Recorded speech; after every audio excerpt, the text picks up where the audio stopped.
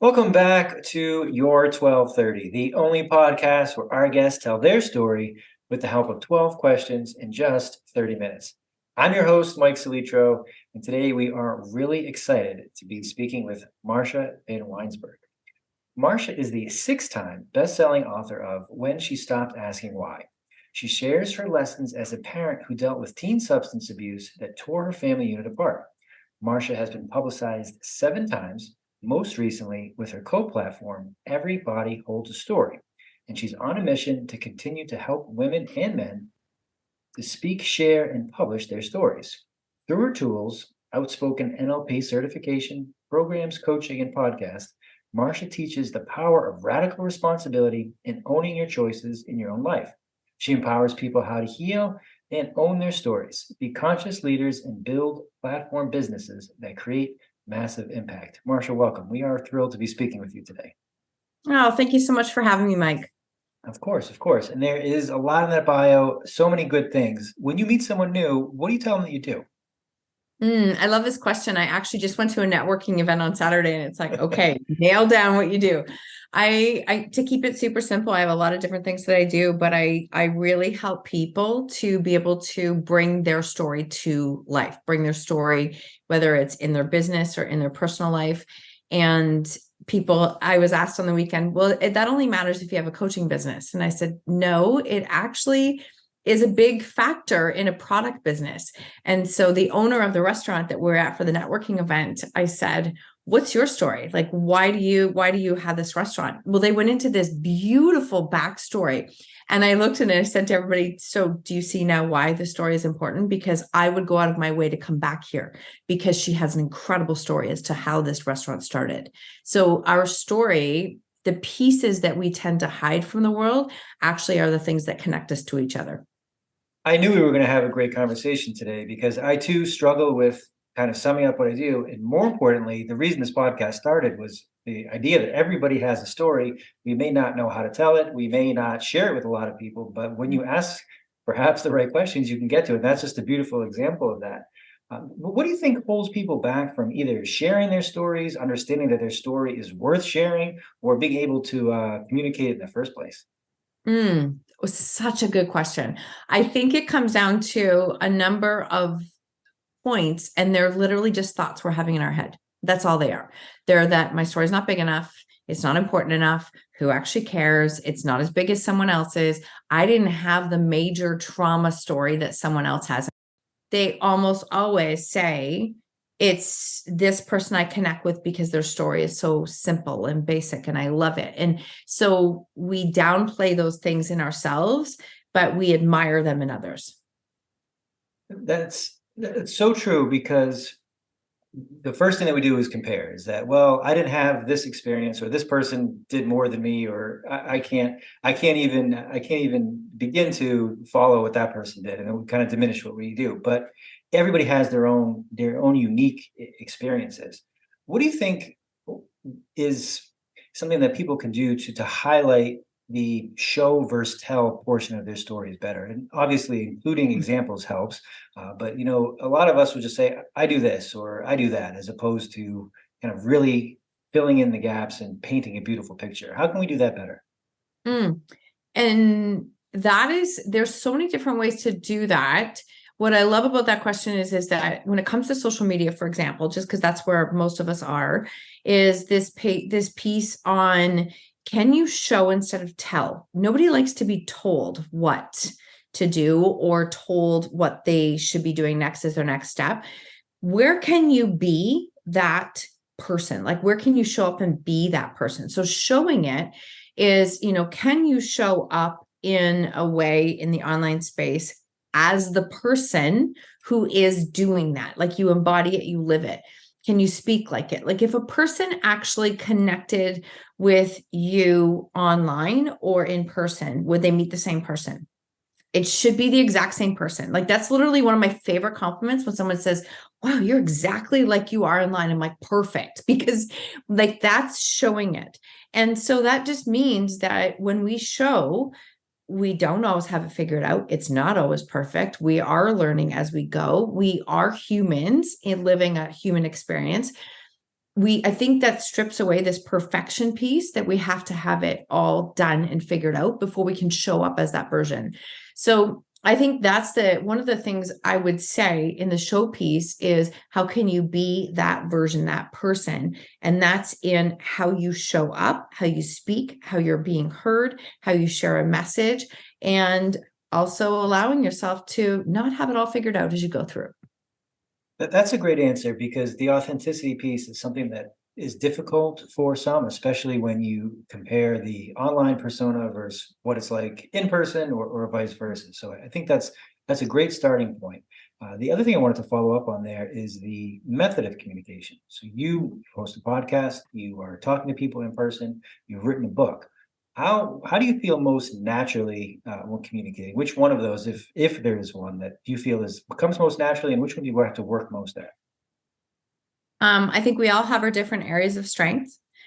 For me personally, it's talking, and that has been from practice, right? People will say, well, it's easy for you because you can talk really easily because you have a podcast. So I'm like, yeah, 500 episodes deep. It takes time to get, like, it doesn't happen automatically. But I do think we all have one area where we excel a little bit more. And I think that for some people, they're incredible writers, like incredible writers. And so they can share some of the best content online because they can really open up and share. For some people, they can speak, so they'll do videos and stories on a regular basis. I think it's important to find the one that you feel the most comfortable with, but it still stretches you. Because we can't just stay in one lane, right? We all learn from a lot of different modalities, speaking, writing. And I actually, because speaking is so comfortable for me, sometimes I forget that, like, literally taking it back to NLP for a second, language is only 7% of communication. So that is a strength of mine. But if I only focus on verbally speaking, I'm literally missing like 93% of communication. So I think that we have to work on all of our skills. I think we have to find one area that we feel comfortable to start in, but it should still start to stretch us. That's the only way we're going to start to grow in our messaging and how we speak. It's so true that we focus on what is said, but there is so much more that goes into it. Most, it's a very, very small percentage there. You also mentioned NLP, neuro linguistic programming, I believe. Mm-hmm. How do you describe that to somebody who's not familiar with what you do there? Yeah, and it's such an interesting thing because when I first heard NLP, to be completely honest, I thought it's like was all part of sales only. That's literally what I know it's crazy, but that's what I heard because we heard it in context of sales and programming. And I was introduced to it in 2020 when I was coming through a very difficult health experience. And I started to recognize like the languaging was speaking to me. And it was like, okay, wait, this is NLP is neuro-linguistic programming. It's really about, in my definition of it, is really about the stories we're always telling ourselves. Like we are constantly creating stories and limiting beliefs because we're buying into the messaging that we're telling ourselves. And I am all about and have been that conscious, like I work hard, put a goal, put it in place. But your conscious brain is really only responsible for 1 to 5% of what you create. The other 95 to 99% comes from our subconscious mind. And that's literally the stories, the thoughts, the beliefs that we have on repeat. So I started to really dive in and go, wait, I can't outwork my limiting beliefs. Oh, I can't. Oh, I can't. And it just became this light bulb moment. So it really is the beautiful mix, NLP, in my perception again, the beautiful mix of combining strategy, but also really embodying and understanding your own stories and limiting beliefs that you might have carried for your entire life and didn't even realize you were doing it. You don't even realize, like, there are stories from years ago. So that's a great kind of table setter for NLP, because I've got plenty of follow-ups there. First being, when you mentioned limiting beliefs, that it does seem that my first thought is, well, I'm holding myself back. I will just push through it. I'll work hard enough, and not that's not a remedy to it, as you say. The second is we may not even know that we have beliefs that 95 to 90% that are limiting us. How can we, or how do you help people discover what their limiting beliefs are to kind of start this process? That is such a good question. And that was probably one of the biggest eye openers for me, is to understand the difference between the two. And one of the things that we assume our limiting beliefs is what related to triggers that we might be having on a regular basis. Okay. So I'm just going to give it in a context of money, just because that's an easy explanation. Is you might be seeing things online. You might be seeing people online, and it's triggering something in you. And you might be looking at it and going, well, it's easy for her to do this. It's easy for them because of this. And that trigger is actually not the issue. You think it's the issue. The limiting belief actually comes like way back in the story.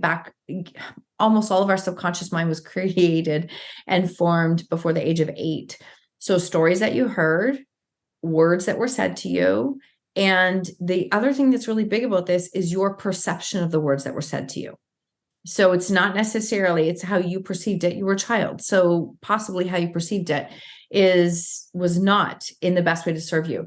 So one of the things that we do in NLP that I find really powerful is called time techniques. And it might sound a little bit out there for people, but our subconscious mind literally remembers everything. And when we work with the subconscious mind, we can take a person through a modality called time techniques, where we actually can take them through and get to the root issue of where did that limiting belief start. And it is actually really amazing, because I've gone through this process many times as a client and as a facilitator. And I have been in the position where it's like, wait, I remember that day where I was standing, what I was wearing, what I was looking at. I mean, a house I haven't lived in 40 years. Like, I remember all of these things when I go through it. And then all of a sudden you can start to look at the root of that story and recognize that, wait, maybe I didn't perceive it that way. Maybe it's not real. Maybe it's not even mine. And you start to change the root of that story. And then you support yourself with subconscious reprogramming through hypnosis, through subliminals, through tapping, and you are now anchoring in a new empowering belief that you actually want to believe. And so if you're a person who has been fighting through, like trying to consciously push harder to create results and it's not happening, a lot of the times there is a deep subconscious belief that's buried in there that is worth investigating to figure out, like, where is this actually coming from? And this is really important to tie it back into stories and healing, because if you are a person who just puts their head down and pushes through to get results, like I was, you think you can just skip over all the healing process and skip over all of the stuff, because if you just work harder, you'll be fine.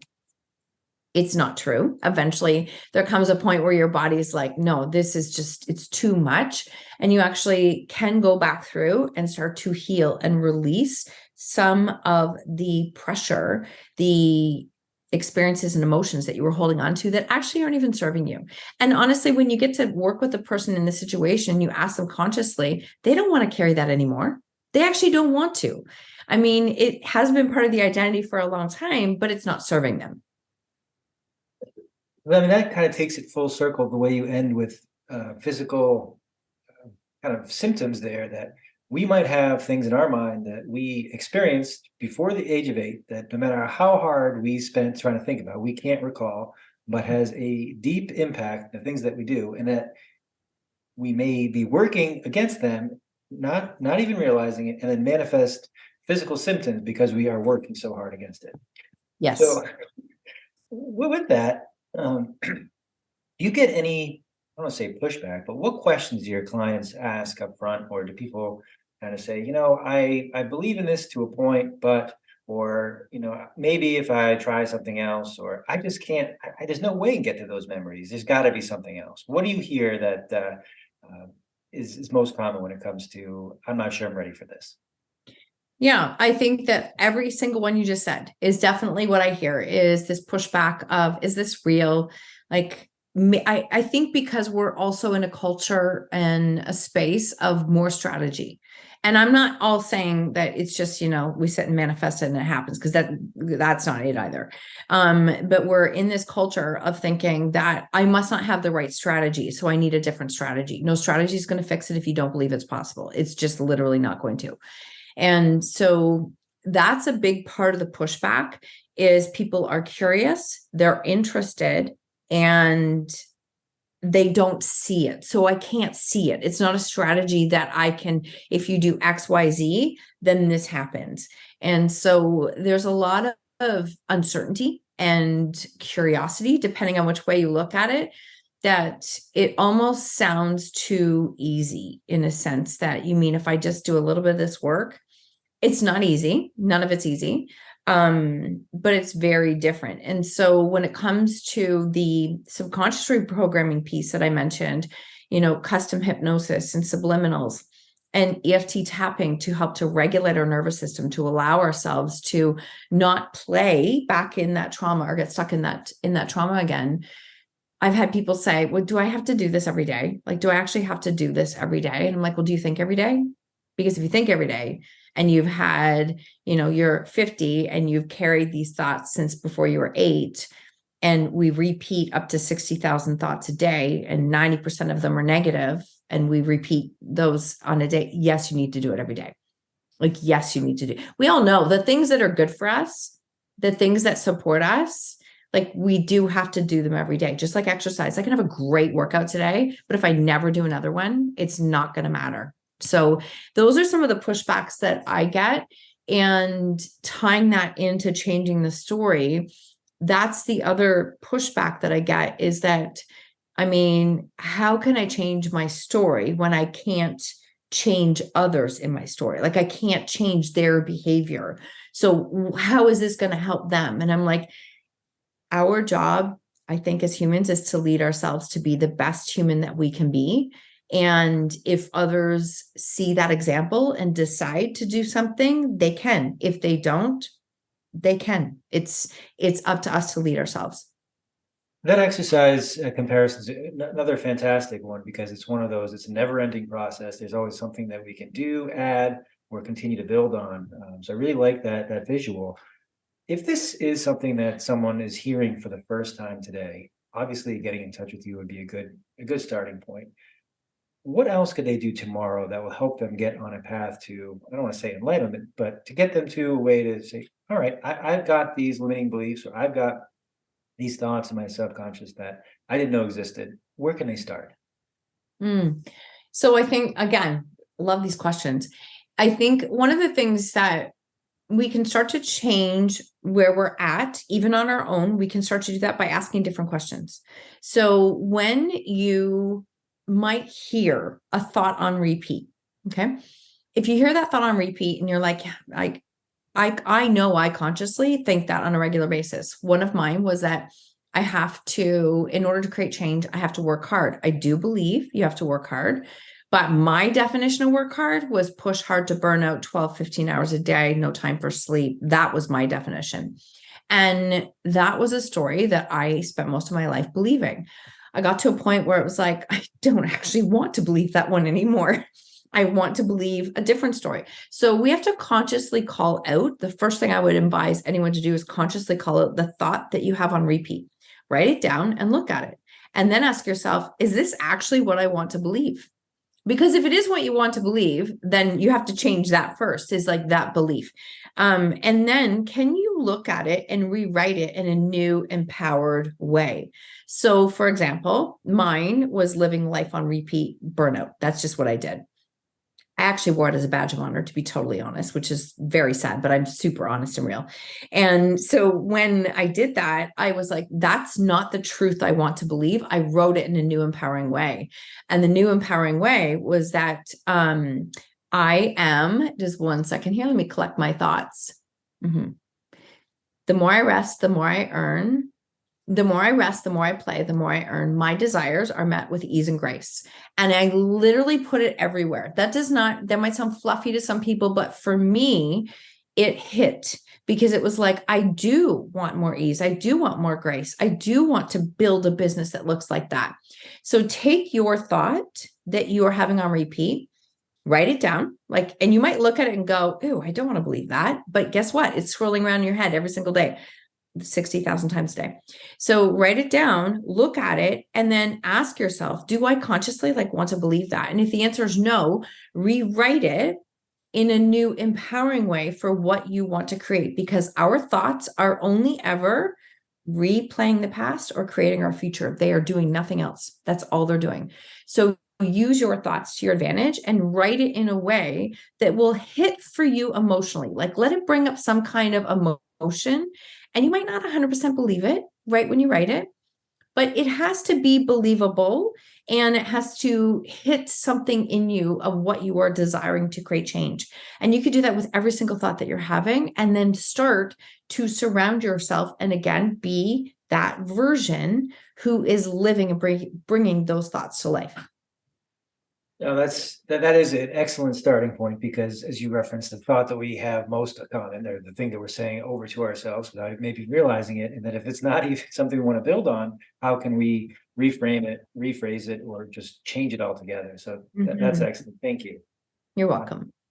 We talked a little bit before we hit record about Outspoken. What can you tell our listeners about the program? So Outspoken is a coaching program. It's 6 months that is also combining an NLP coaching certification. But really the premise of Outspoken is being able to learn how to share your voice, share your story, whether that is podcasting, speaking on stage, writing a book, starting a coaching program, but allowing you to bring more of yourself into your life and business. And it's really powerful when we walk through these steps. So it's a very in-depth program where I'm working with people to help them to find their voice, get clear on their message, and to show up and allow themselves to be seen and heard. Because I actually believe, from working with so many clients over the last few years, that we're all craving to be seen and heard. We just don't always believe in the value that we have to bring to be seen and heard. And so that's what we do through this 6 months. And it's a cornerstone. I just finished over the last 2 years. It's been a deep dive of finishing my NLP practitioners, my masters, and then trainers, so that I can actually teach people how to do this work. And whether they do it for just themselves or for themselves and their clients, they are able to share these tools in their own business. Very nice. And where can our listeners find out more, or where can they connect with you directly on that?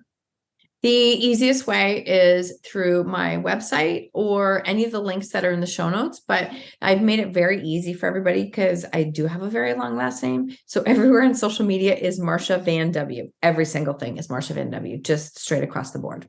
Perfect. So we'll post all of those notes, of course. Wrapping up, somehow we're almost on time. I did want to ask about when she stopped asking why. We'll start at the end, actually. What is if you can recall, the most surprising piece of feedback you got from a reader or from someone else that once you put the book out there that you weren't necessarily expecting to hear, but heard and thought was good to know? Oh, I love this. I love that you asked this question, because I think it ties into everything that we've just talked about. It really is that the biggest feedback I had was that people could find something in my story to relate to and connect to, even though they had never walked in my shoes. That was the biggest eye opener, because I thought my story would only be connecting to people who had had almost my exact experience. I mean, I know that sounds silly, but that's what I believed even as I wrote it. It's not what I wanted, but it's what I was believing. And during that process, and even up until now, I am able to connect with so many different people who have really walked in a journey where this is not how I thought my life was going to go. This is not the plan that I thought my life was going to walk. And what do I do now? And so I think that opened up my eyes as to how connected we are as humans. We think that we can only connect with people who have the exact same experience as us and the exact same, beliefs and emotions. And it's not how it works. We connect on such a different level as humans. We connect on, experiences, emotions, beliefs, what you've walked through, not the specifics of the story, but what you experienced from the story. And that was one of the biggest ahas. So I absolutely love that question. Well, we didn't plan it this way, but that ties so beautifully to how we started this conversation, that the power of telling a good story, your story, has, I don't want to use the word power, but it's so powerful to others because they can pull so many things out of it that we may not think of, that say, oh, even if you didn't walk in this path, you can understand, or you can relate it, or you can spin it to something that you are going through, or that you know someone who might have had a similar experience. So that's such a great answer, because I didn't think of that either, that it was, people who have a similar experience can say, okay, someone else, but when it's something completely separate, that's really, really wonderful. And that goes to the way that you can tell a great story. So thank you for tying that together so well. You're welcome. I loved it. So we talked about being able to avoid burnout by acknowledging it and having more time for yourself, resting more, or perhaps even relaxing more. So when you are enjoying some time to yourself, what are you doing, or how do you do that? You have great questions. I love them.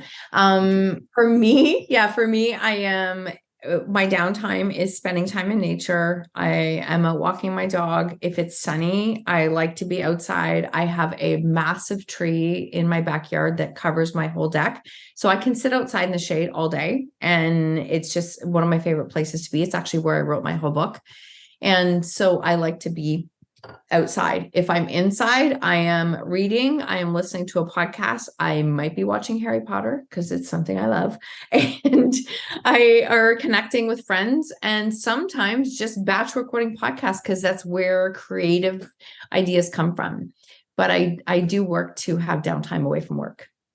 Excellent. Okay. I will ask, since you have listening to podcasts as something you do frequently, what speed are you currently listening on? I find that sweet spot between 1.2 and 1.5. There's a few podcasters I can listen to at 1.5 to 2, not a ton. I've actually heard people say, oh no, listen to it at 2. And I'm like, my brain, it's too much stimulation for me. So I'm typically around that 1.2 to 1.5 is a sweet spot for me. I think that's a good place to be. So yourself, what speed do you listen at? I'm similar. I will start at 1.5, and then from there either go down to 1.2, or depending, 2.0 will be absolute max. And that's because I speak so quickly that many people are like, hey, slow down. So if I can. Same. So Marsha, this was a blast. I think we've covered a lot of material. I'm sure I did not ask a question that I should have. What is one question I should have asked you today that I didn't? Oh, I don't think that there's any question you should have asked. I think you asked fantastic questions. I think the biggest thing, I just want people to know that, like, your story matters. Your story is like, it's so much more important than you think. And whether you are product or service-based business, or whether you're like, I don't think it's in my business at all, if your story is part of your identity and you feel shame or judgment or criticism, self-criticism about your story, it's holding you back. It's holding you back from whatever it is that you are meant to follow and do. So I actually think it's really important and healing to go through the process to learn to change the meaning of the story that you've been holding on to, because a lot of things can change in your life when you do. I could not have said it better myself. Marsha, this was so much fun. Thank you for joining us. We'll post all of the links we discussed in the show notes, and I look forward to doing it again. Oh, thank you so much.